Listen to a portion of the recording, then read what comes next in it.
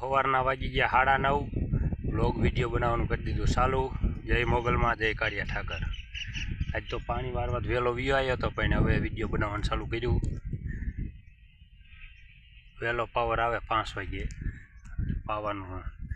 ખાલી થોડુંક 2 રાઠડી રહી જઈ હતી, પાવાનું છે હવે।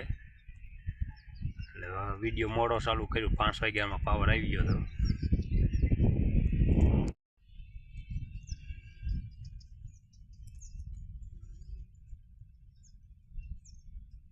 તો અહીંયા ધોરિયામાં પાણી વધારે પડતું હતું, એનો એક જુગાડ કર્યો ઓછું પાણી કરવાનું।